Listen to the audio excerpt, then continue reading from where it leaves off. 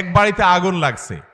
আগুন লাগার পর একজন পর্দানসীন নারী, যিনি বোরকা মেনটেন করতেন, পর্দা মেনটেন করতেন, তিনি ওই বাড়িতে ছিলেন। তিনি আগুন লাগার পর স্বর্ণ গহনা যেগুলো দামি জিনিসপত্র ছিল এগুলো সব একত্র করেছেন, করে তিনি বাড়ি থেকে বের হবেন। এই অবস্থা তাকায় দেখেন যে বাহিরে পুরুষরা আগুন নেবানোর কাজ করছে।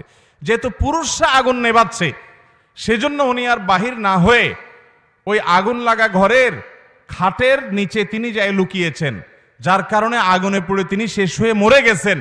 এই যে পর্দা করতে গিয়ে তিনি নিজের জীবনটাকে পর্যন্ত শেষ করে দিয়েছেন। পর্দা যারা করে তারা কত খারাপ, কত বাজে। এ হলো গল্প, এ হলো আপনার গল্পের নামে পর্দার বিদ্বেষ আমার সন্তানকে শেখানো হচ্ছে।